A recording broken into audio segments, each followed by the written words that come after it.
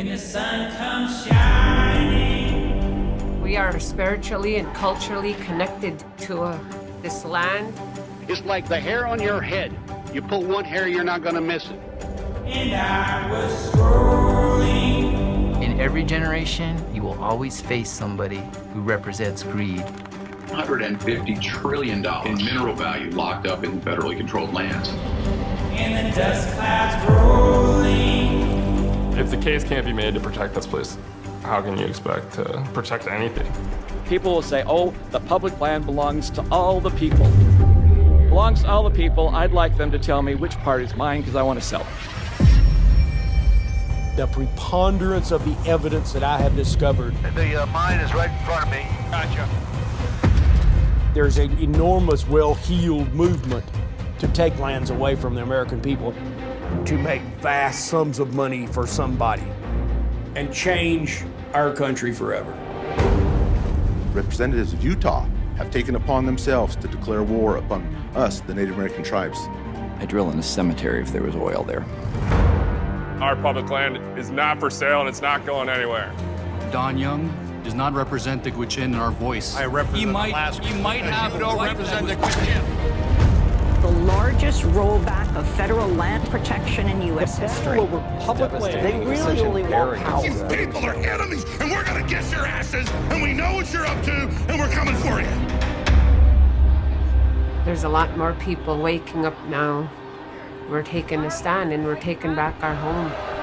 So ready for the fight because we're not gonna give up. This land that is ours together is a great land. Enjoy new chances for recreational use. Preserve places like this, we must bring to our work a new spirit of respect and cooperation. Without regard to party, to protect them for all of us and for our children. Because these are our streets! This is our land! But what's at stake is this enormous commonwealth, the American system of public lands. And I don't say we have the right to it. That's not it. You have the right to whatever you're willing to fight for. This land was made for you and me.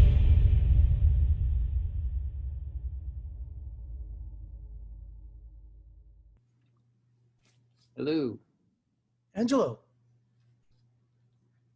how you doing? I'm doing good. How are you? I'm okay, how are you? I'm doing wonderful. Thanks for joining me today. Yeah. Wonderful. Well, I saw Public Trust, and I think like most Americans had no idea what was going on. And I mean, the documentary was so explosive, and especially the plight for Native Americans. I had no idea. And so thank you for talking to me today because you were featured in the documentary. And I guess, how are you approached to be in the documentary in the first place? So I got involved with Public Trust by actually being in filmmaker circles already, having done Shashjat Bear's Ears, which is a documentary short by Native filmmakers like myself, including Teresa Montoya, Shoni De La Rosa, who are Navajo filmmakers as well. We wanted to tell the story of Bear's Ears from a Native perspective.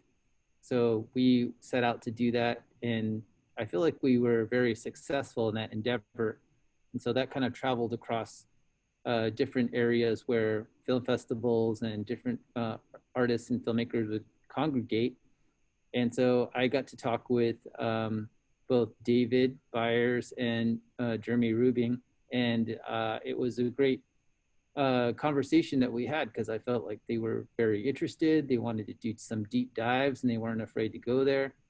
And there are some kind of like differences between, you know, how we envisioned it to be versus how it actually came out. But I think that always happens with large projects like this. But what I enjoyed the most was their willingness to both listen, engage, and make sure that they tried to do their best by me and the indigenous communities they were representing. And Bears Ears, Utah is such a cultural significance to your people that 5 tribes came together to defend their lands. And that was no small feat, was it?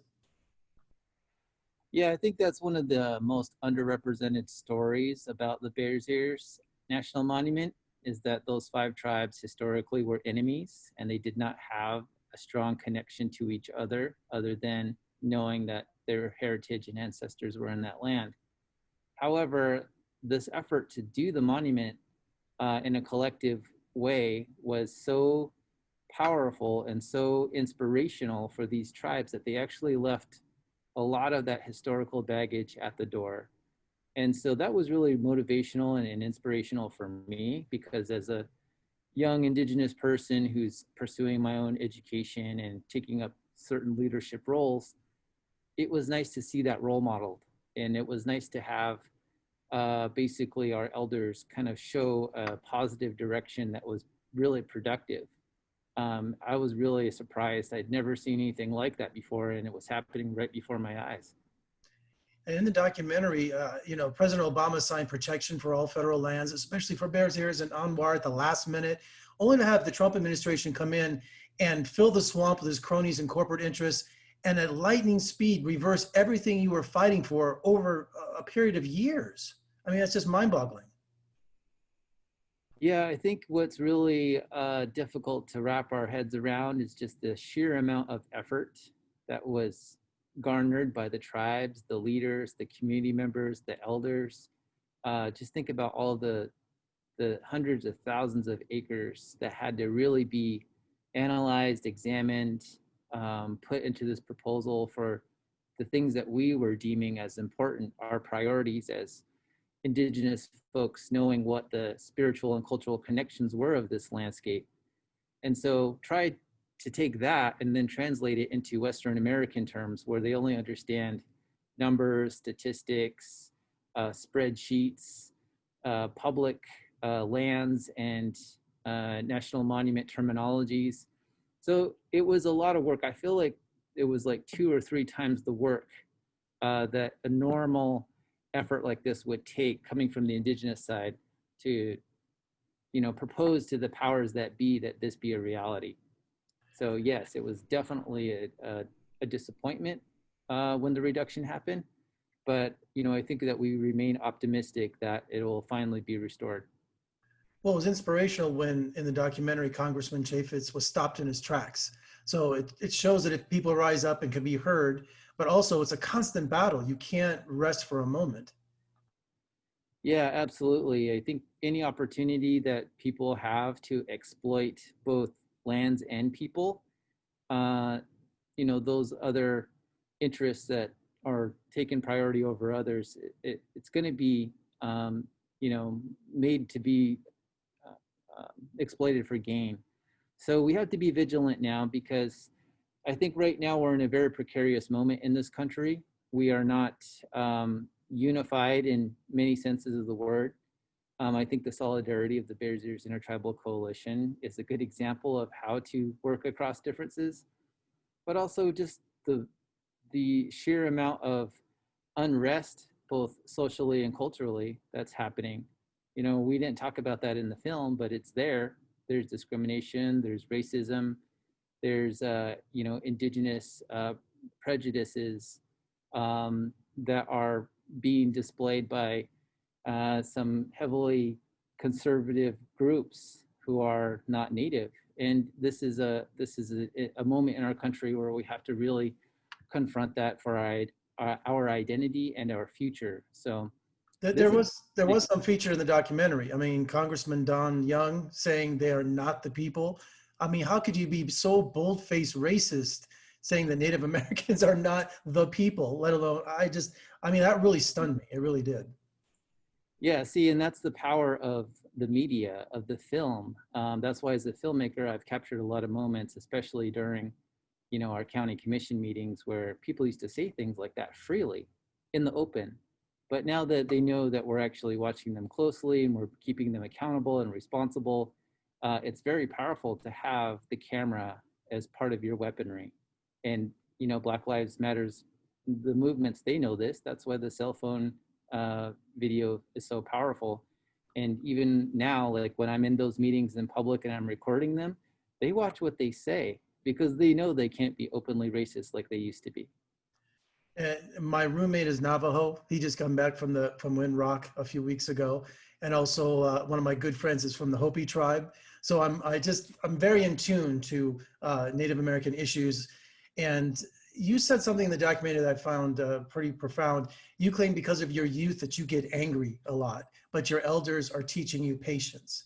I was wondering, is that a characteristic that's among the younger people, that they're learning patience and to be, not to, fly off the handle, or because angry doesn't get you anywhere? Or Well, in that moment, I'm speaking for myself, how I reacted, because that's what David was asking me. And in that moment, I was honestly reflecting about my own struggle as an indigenous, brown-skinned man that's receiving his education, not, having an easy time doing it and earning it every bit of the way. And I just know that the more that I know, the more difficult it is for me to continue to have patience and tolerance and just generally educating people about what they should already know when it comes to indigenous communities. But I found that it's actually something that is very fulfilling and rewarding, because I'm doing this as part of my education, my experience, both inside and outside of my community. And so it goes both ways. I get to educate my community at home, and then I get to educate the outside communities. And so Bears Ears is a great way to do that. It's finally opening the doors to talk about all those other issues besides just public lands and national monuments. And I find that to be one of the best parts of this whole discussion, even though it's not a central theme or narrative inside the film. It does open the door for the potential to have those discussions, especially when it comes to working with indigenous youth, because of course, we are all still learning our traditions, our culture, our language, our history. And that's why the elders are so important, because they carry all that traditional knowledge and they know about the land. I'm not sure if you're familiar with the TV show Yellowstone with Kevin Costner, and it's one of the biggest hits on television right now. And it's about ranchers and developers trying to take, and there's also the Native American community that's represented in the show, trying to take their land back, away from Kevin Costner's character of the Dutton Ranch. And in the documentary, it says that ranchers are keepers of the public lands. Without them grazing and providing a service, that public lands would even go faster than normal. But Taylor Sheridan on Yellowstone, he brings a lot of Native American issues to the public, whether it be the plights of missing women, or he does it through all these different movies and television shows. But I just think that this is going on right now with the public lands and what's happening. He's using the television show to educate the American public through entertainment of what really is happening. So I didn't know if you were familiar with that. I haven't had a chance to watch that series, although I am familiar with a lot of other, especially native produced stories, which I think are a cut above everything else. I think anything that's made by native filmmakers, storytellers, comes from them and their perspective, their community. That's better quality of a story than you can get from those from the outside who don't know. They're just trying to tell a story through their own eyes. So, I do enjoy those type of fictional stories, and I think they do bring up great issues, but it seems really relevant right now in the context that we're in currently in this country when it comes to public lands, because we still have those discussions and those disagreements. Frankly, ranchers are very lucky they even get the break they do from the federal government to ranch on public lands. I think they should be grateful both to the federal government and to indigenous communities, because that's the land they directly benefit off of. And more so with you, but ask David, was there any do you face trouble daily or intimidation of getting your voice heard through your filmmaking? Or I'm sure that sometimes it's kind of a scary situation getting your voice heard. Well, yeah, I'm becoming more and more of a public figure in my area there in my community, but that's something that I've always had inside of me, is just a need to have the voice for my community, my family, my people, my culture. It doesn't bother me. I'm not intimidated by it. I actually think what's happening is that it's discomfort that's necessary for them to experience, because what we're doing is turning the current situation on its head and giving them a taste of what we've always been forced to have.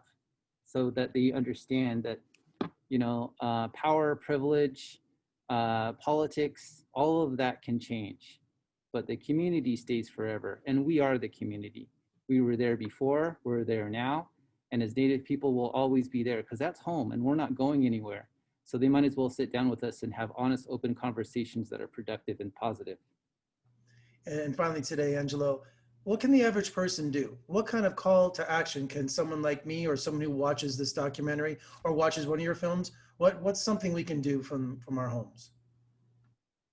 Well, I think that goes again towards, you know, looking at yourself as a person who has a lot of power. You have a voice, you have a vote, you have resources, access, a bank account, a cell phone. You have a lot of the stuff that the rest of the world literally does not. So if you think about that for a second, you have a lot of powerful tools at your disposal. And so what we need are a lot of people standing up right now and being vocal and doing their part.